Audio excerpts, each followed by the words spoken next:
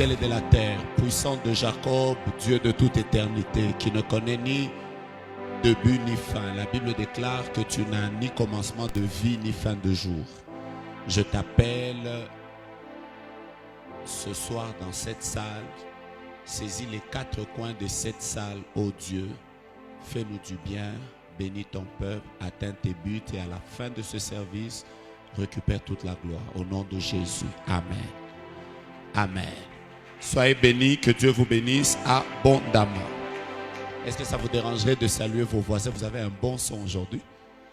Ça vous dérangerait de saluer vos voisins et vos voisines et de les bénir au nom de Jésus. Surtout les personnes qui sont à l'extérieur, vous êtes aussi pleinement dans le culte. Que Dieu vous bénisse abondamment. Je disais que Dieu vous bénisse abondamment. Je répétais que Dieu vous bénisse abondamment. Permettez-moi d'honorer un homme, prophète Ken et son épouse. Est-ce qu'ils peuvent se mettre debout et nous allons célébrer Dieu pour leur vie?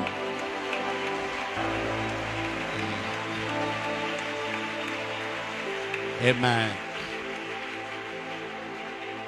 Comme vous le savez, même si vous ne le savez pas, je vous donne une information. Que vous le vouliez ou pas, Dieu les a appelés à aller très loin.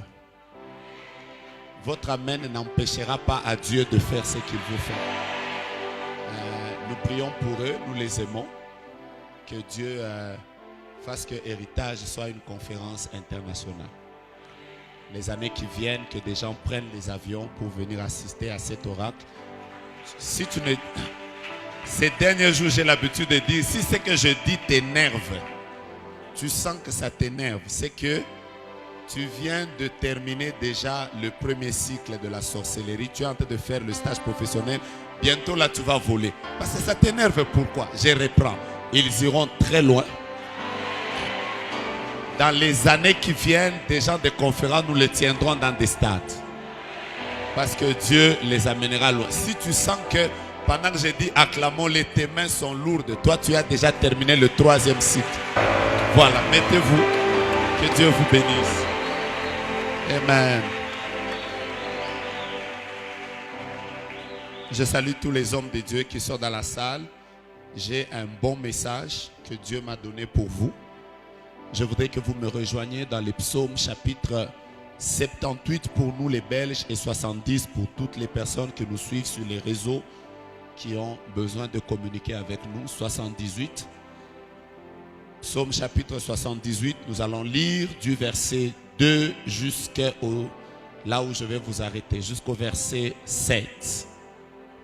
Je reprends le psaume 78, 78, du verset 2 jusqu'au verset 7. Connais le Dieu de ton Père. Je vais déjà dire à quelqu'un que le ciel est grandement ouvert. Je répète, le ciel est terriblement ouvert. Je change ma phrase, il est gravement ouvert. La Bible déclare au psaume chapitre 78 au verset 2, il est écrit, j'ouvre la bouche par des sentences. J'ouvre la bouche par des sentences. Je publie la sagesse des temps anciens. Verset 3, ce que nous avons entendu, ce que nous savons, ce que nos pères nous ont raconté, nous ne les cacherons point à leurs enfants. Nous dirons à la génération future les louanges de l'Éternel et sa puissance et les prodiges qu'il a opérés. Verset 4. Nous ne les cacherons point à leurs enfants. Nous dirons à la génération future les louanges de l'Éternel, sa puissance et les prodiges qu'il a opérés. Il a établi un témoignage en Jacob. Il a mis une loi en Israël. Il a ordonné à nos pères de l'enseigner à leurs enfants, pour qu'elle fût connue de la génération future, des enfants qui naîtraient, et que, devenus grands, ils en parlassent à leurs enfants, afin qu'ils missent en l'Éternel leur confiance et qu'ils n'oubliassent pas les œuvres de Dieu et qu'ils observassent ses commandements. Nous allons faire un exercice facile. Quand vous êtes en train de lire ce texte, Vous avez compté combien de générations? Vous avez compté déjà combien de générations là? On peut y aller. Il y en a combien? 4. On peut y aller. La Bible déclare ce que nos pères nous ont raconté. Combien de générations là? Je ne suis pas avec vous. On y va, on y va. Combien de générations? C'est-à-dire ce que nous avons entendu de nos pères. Nous avons entendu de nos pères. Ça fait déjà 2 générations. Il y a la génération des pères et il y a notre génération. Nous n'allons pas nous taire. Nous allons le raconter à la génération future. Combien de générations? Et eux aussi devront l'enseigner à leurs enfants. Et que leurs enfants devenus grands l'enseignent aussi à leurs enfants. Je vais déjà commencer mon message comme ça. Par vous faire comprendre que le Dieu de la Bible a toujours été le Dieu de plusieurs générations. Tu as un amen froid. La volonté de Dieu, c'est que les pères racontent des choses à leurs enfants. Et que les enfants racontent à leurs enfants. Parce que les enfants aussi ne resteront pas enfants, ils finiront par devenir des pères. Et les enfants de ces enfants-là devront les raconter à la génération future. Et la génération future devenue grande devra aussi en parler à leurs enfants. Je voudrais simplement dire pourquoi nous devons connaître le Dieu de nos pères. Je commence déjà par là. Parce que simplement, c'est la volonté de Dieu que nous sachions comment Dieu a marché avec nos pères. Je répète, il est important à chaque génération de savoir comment Dieu a marché avec leur père. Je suis en train de souscrire ou de ramener encore une fois en ajoutant à tout ce que les hommes de Dieu ont dit, l'importance de cette conférence héritage. Vous ne pourrez jamais réussir dans la vie si vous ne savez pas comment vos pères ont marché. Et vous avez la responsabilité non seulement de connaître comment vos pères ont marché, mais de perpétuer ce que vous avez appris de vos pères et ce que Dieu a fait avec votre génération. Vous devez le raconter à la génération future. Et cette génération future a la responsabilité de communiquer aux autres. Je suis juste en train de dire qu'en réalité, la conférence héritage ne devra pas s'arrêter au prophète Ken. En réalité, l'héritage doit se perpétrer de génération en génération. L'œuvre de Dieu a toujours été comme une course de relais.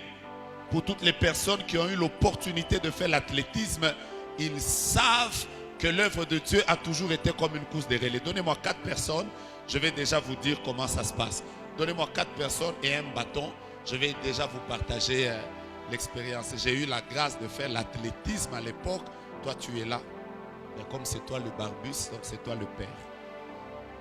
Les autres ne sont pas barbus, j'ai remarqué ça. Toi, tu vas te mettre là. Est-ce qu'on lui donne quelque chose? Qu'est-ce qu'on lui donne? On lui donne le micro. Tu as déjà fait la course de relais? Tu sais comment ça fonctionne? D'accord, je saurai comment, si tu as déjà fait une course de relais. Toi, tu tournes comme ça. Saute d'1 mètre, toi, tu tournes comme ça. Et toi, tu tournes comme ça. La première faute que vous venez de commettre, c'est que dans une course de relais, vous devez être tous sur la même ligne. Ne changez pas de ligne. Voilà. Ça, c'est la première faute. Lui, c'est le père. Vous avez remarqué qu'il est père? Pourquoi vous avez remarqué qu'il est père?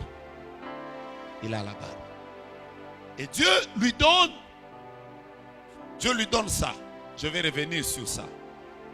En athlétisme, on appelle ça le témoin. C'est lui qui commence la course et on va siffler.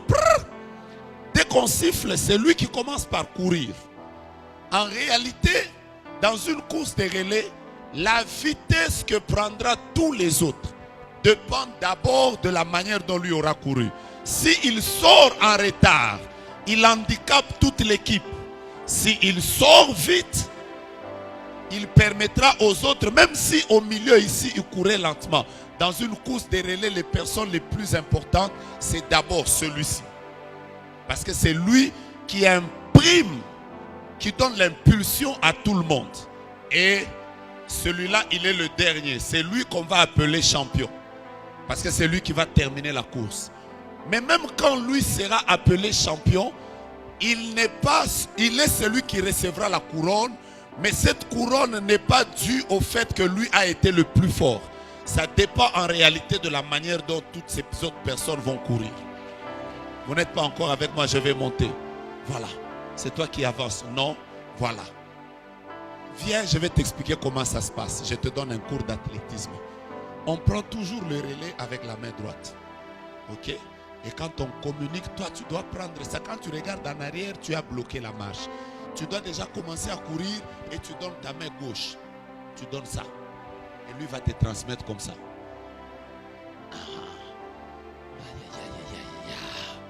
Aïe, aïe, aïe, aïe, aïe, aïe. À vos marques, prêts, go! Qui a ralenti?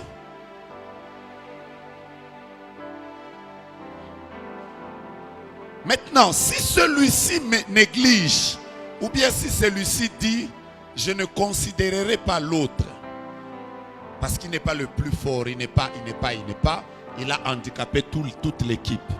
En réalité, l'œuvre de Dieu a toujours été une course de relais. Voilà pourquoi l'apôtre Paul, parlant à Timothée, il lui a dit, ce que tu as entendu de moi en présence de plusieurs témoins, confie-le à des hommes fidèles, et que eux aussi soient capables de l'enseigner aux autres. Ça veut dire, dans l'œuvre de Dieu, tout le monde doit comprendre que l'œuvre de Dieu est une course de relais. Voilà pourquoi il est important de ne jamais négliger les générations. Rentrez d'abord, je vais commencer par là. La Bible déclare, c'est que nous avons entendu de nos pères, ce qu'ils nous ont transmis, nous ne le cacherons pas à la génération future. Je commence mon message aujourd'hui par vous dire les 5 sortes de personnes que Dieu suscite dans chaque génération. Je vais commencer mon message comme ça. Dis ça à ton voisin, les 5 sortes de personnes que Dieu suscite dans chaque génération.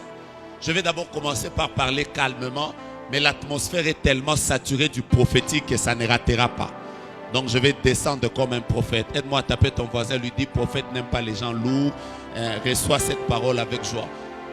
Je vais commencer comme un enseignant. Je voudrais vous parler des 5 sortes de personnes que Dieu suscite dans chaque génération. J'ai commencé par vous dire que le Dieu de la Bible, c'est un Dieu des générations. Dieu aime les générations. Dieu tient aux générations. Voilà pourquoi il ne s'appelle pas le Dieu d'Abraham. Normalement, il devait dire à Jacob que je ne suis pas ton père, je suis ton grand-père. Mais il arrive chez Isaac, il se présente encore comme étant son père, comme étant son Dieu. C'est eux qui vieillissent, mais Dieu doit rester le même dans chaque génération. Oh my God. Non, je vais monter, je ne vous sens pas. Alors, je vais vous parler des 5 sortes de personnes qui existent dans chaque génération.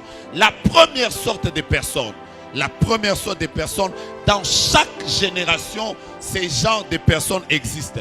La première sorte de génération, des personnes qui existent dans chaque génération, ce sont les pères. Écris d'abord les pères. Dis avec moi les pères. Dans tous les domaines, Dieu suscite toujours des pères. Je vais d'abord dans le domaine politique. Dans notre pays, par exemple, il y a eu ce qu'on a appelé la colonisation. Ensuite, dans ce pays, la République démocratique du Congo, il y a des personnes qui sont considérées comme des pères. C'est eux qui ont été à la fondation de cette nation qu'on a appelée la République démocratique du Congo. Vous trouvez des gens comme Patrice Emery Lumumba. Vous trouvez des personnes comme Kasavubu. Vous trouvez des personnes qui ont été à la fondation comme Adoula. Vous trouvez des personnes comme Jean-Marie Bomboko. C'est Jean-Justin, Jean-Marie Bomboko. Je suis étonné de me rendre compte qu'il y a des personnes qui ne connaissent pas les pères. Dans tous les pays du monde, même en politique, il y a des pères. Vous trouverez dans certaines nations, on vous parlera de Houphouët-Boigny. Je suis où? Vous irez dans d'autres nations, on vous parlera de Kwame Nkrumah. Je suis où? Vous irez dans d'autres pays, on vous parlera de Mao Tse-tung. Je suis où? Vous irez dans d'autres pays, on vous parlera facilement des personnes comme Indira Gandhi. toutes les nations, dans tous les domaines, il existe des pères. Les pères n'existent pas seulement dans les choses de Dieu. Les pères existent dans la musique. Les pères existent dans le prophétique. Les pères existent dans la politique. Les pères existent même dans les affaires. Chaque génération, Dieu veille à ces choses. J'ai envie que tu dises déjà à ton voisin, le Seigneur respecte le protocole. Chaque génération que Dieu suscite, la première catégorie des gens qui lèvent, ce sont les pères. Et je commence déjà par vous dire que les pères ont toujours été comme une génération sacrifiée. Je commence par vous choquer en vous disant que les pères dans une génération ne sont jamais nombreux. Je change ma phrase. Dans toutes les générations, les pères ne sont jamais nombreux. Parce qu'il est facile d'être suiveur, mais il est difficile d'être un père. Je reprends ma phrase. Il est facile d'imiter, mais il est difficile d'être un père. Voilà pourquoi les pères ne sont pas nombreux.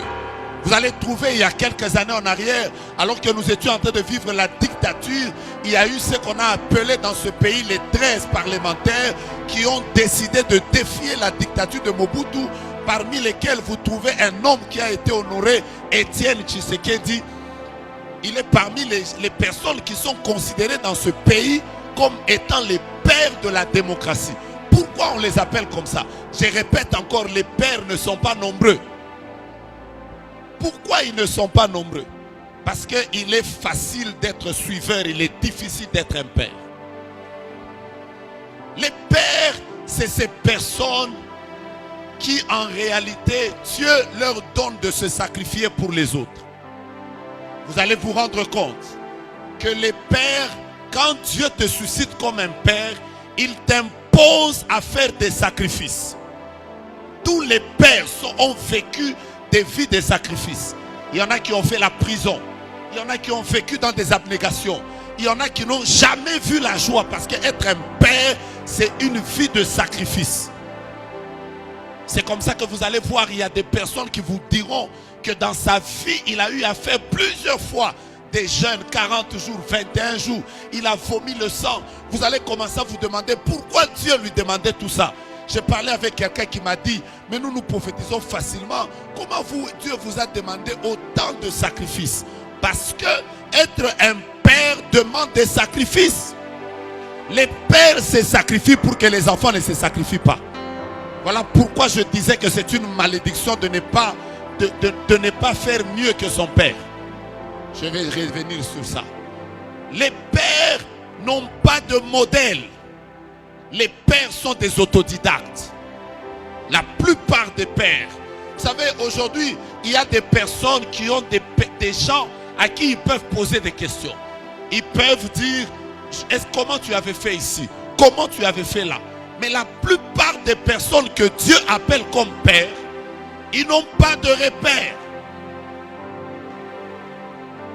Ils viennent de nulle part. Ils apprennent en marchant.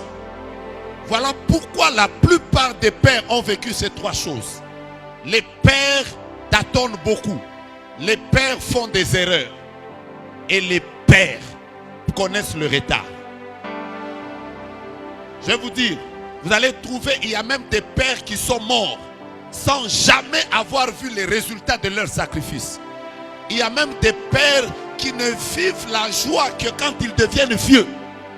Parce que toute leur vie entière, Dieu les appelle à préparer les autres générations. Je veux dire que cette race-là est très rare. Être père, c'est difficile. J'aime votre silence, s'il me plaît.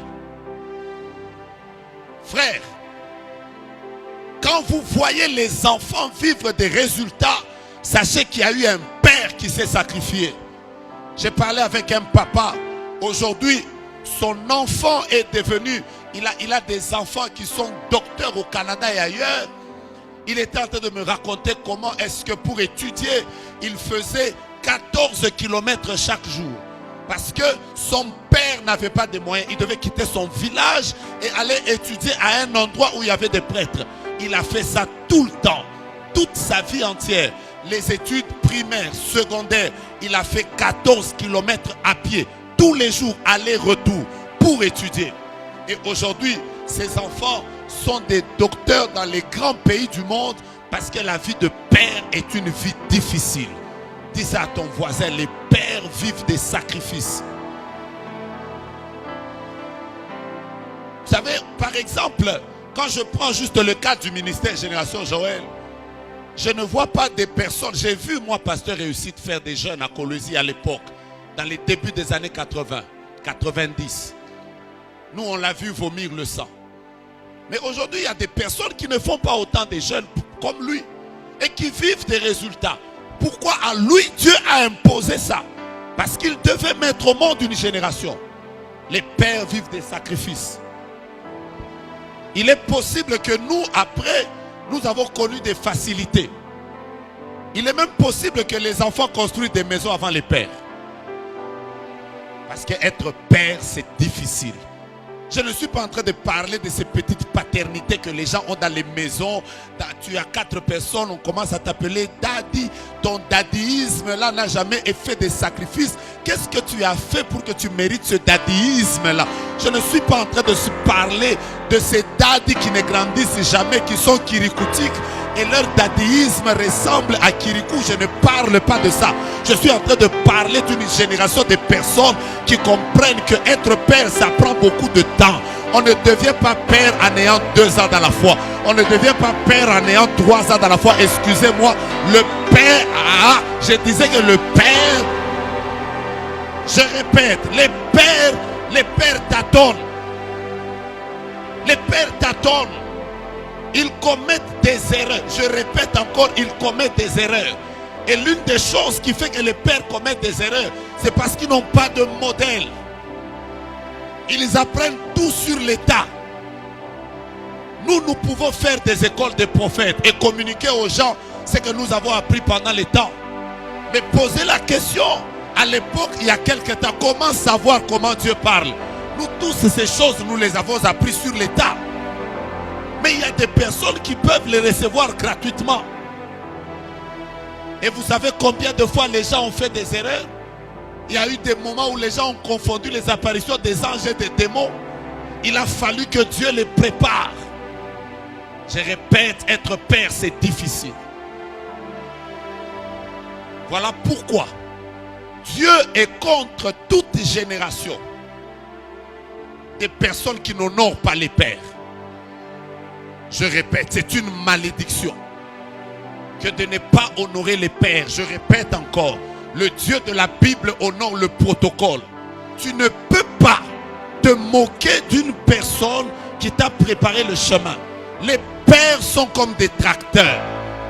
Un tracteur, vous savez la route sur laquelle nous roulons ici, nous y passons avec limousine, Mercedes, nous y passons avec nos véhicules.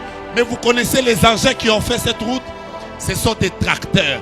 Un tracteur n'a pas un kilométrage comme une Mercedes, comme une Range Rover. Un tracteur ne peut pas faire 100 à l'heure. Un tracteur ne peut pas faire 200 à l'heure. Un tracteur n'a pas de climatiseur. Un tracteur n'a pas de musique. Mais c'est le tracteur qui fraye le chemin. C'est le tracteur qui affronte les pierres. C'est le tracteur qui enlève les arbres. C'est le tracteur qui subit. Voilà pourquoi le tracteur est dur. Voilà pourquoi le tracteur est fait dans une matière à résister. Mais quand la route est terminée, vous allez voir le tracteur, on le met à côté. La pluie commence à tomber dessus. Et vous passez avec des Range Rover. Vous vous moquez du tracteur alors que le chemin sur lequel vous passez, si le tracteur n'était pas passé, vous ne deviez pas rouler. Dis à ton voisin, les pères méritent l'honneur. Quelles que soient leurs erreurs. Parce que nous ne pouvons pas savoir pourquoi ils ont fait des erreurs. Quelle était la pression de l'époque? Comment ils ont vécu? Tu ne peux pas, un père, même quand tu le vois, il a commis des erreurs, il mérite un honneur. Je répète, les pères, on les honore. Tu peux refuser de marcher comme lui. Tu peux te décider que si lui avait divorcé, moi je ne divorcerai pas. Ça, c'est ta responsabilité. Mais l'honneur, les pères les méritent. Frère, aujourd'hui, nous sommes en train de prêcher avec micro. Mais il y a quelques années en arrière, le micro n'était pas à l'église. Les micros n'étaient pas à l'église, il n'y avait pas de synthétiseur. Il y avait les biondos, il y avait toutes ces choses, Dieu a suscité des gens comme des pasteurs Albert Loukoussa, dans des villes comme ça, qui ont prêché dans des conditions difficiles, qui ont vécu la prison. Et c'est ces personnes qui ont combattu pour certaines valeurs. Aujourd'hui, vous trouvez des personnes qui parlent de ces gens avec légèreté. Cet évangile que nous prêchons facilement, il y en a qui ont payé le prix. Un père mérite un honneur. Si tu veux que ta vie se prolonge, l'une des choses qui emmène la longévité dans la vie de l'homme, c'est quand il honore son père ou sa mère. La Bible déclare: honore ton père et ta mère. C'est le premier commandement avec une promesse, afin que tu sois un, heureux, et deux, que tu vives longtemps. Tu ne traîneras pas dans la vie si tu n'honores pas les pères. Je suis venu dire à quelqu'un, tape quelqu'un, dis-lui: on ne joue pas avec les pères. Non, tu es calme, tape-le encore. Si tu es un voisin calme, donc lui, dis-lui: l'impolitesse spirituelle n'existe pas chez nous. Les pères méritent un respect. Vous savez quoi? Parce qu'un père est une leçon. Nous apprenons de leurs réussites, mais nous apprenons aussi de leurs erreurs. Parce que leur réussite nous permet de commencer là. Mais leurs erreurs nous permettent aussi d'éviter certaines choses. Parce qu'eux ont échoué là. Ça nous permet de ne pas échouer. Voilà pourquoi un fils ne peut pas avoir la même vitesse que son père. C'est anormal. Un fils doit courir plus vite que son père. Je suis en train de déclarer ces choses parce que moi je crois que dans les années qui viennent, si mon père a rempli pour plus de 10 000 personnes, nous allons remplir des stades de 200 000 personnes. Ne vous fâchez pas. Ça dépend des gènes qui sont à l'intérieur. Oh my God. Je suis en train de sentir qu'il y a des personnes qui vont réussir dans tous les domaines et qui ne comprendront pas. Tu ne m'as pas dit amen, j'allais commencer déjà à te bénir. Je vous disais hier que le dernier miracle d'Élie a été le premier miracle d'Élisée.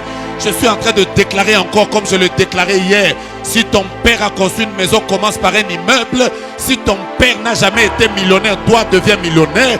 Si ton père n'a jamais eu une grande église, toi aie une grande église. Pendant que je déclare que l'onction de Dieu s'attache aux personnes sensibles, si ton père a été ministre dans ce pays, c'est que Dieu t'a appelé à devenir président de la République. Oh, pourquoi tu me donnes un amen froid? J'avais envie de te bénir. J'avais envie de dire à quelqu'un que si ta mère n'a jamais voyagé, que Dieu t'ouvre les portes de Turquie, de Chine, de Dubaï. Au nom de Jésus, tape quelqu'un, dis-lui: j'irai plus loin que mon père, j'irai plus loin que mon père. Dis-lui: ça ne dépend pas de moi. C'est comme ça que le protocole se passe. C'est comme ça que le protocole se passe. My Jesus, my Jesus. Voilà pourquoi, dans l'honneur qu'on doit au père, un fils ne doit jamais se comparer à son père. C'est une malédiction. Tu ne peux pas te comparer à ton père. Aujourd'hui, la plupart qui sont dans cette salle sont étudiants. Ou plutôt, il y a des personnes qui ont même terminé à l'université. Je vais poser la question carrément. Qui ont fini l'université? Qui sont sincères comme moi, qui peuvent dire que leurs parents ne sont pas allés plus loin que eux dans les études? Vous voyez? Est-ce que ça vous arrive de vous tenir devant votre père et lui dire: papa, n'allez-qu'à une classe. J'ai étudié plus que toi. Il y a des choses sur lesquelles on ne compare pas. On ne peut pas, on ne peut pas. Je ne peux pas me mettre là et commencer à dire: oh, est-ce que tu sais que je prêche plus bien que mon père? Tu es impoli spirituel. Comment tu peux comparer des incomparables? On ne compare pas un père. Un père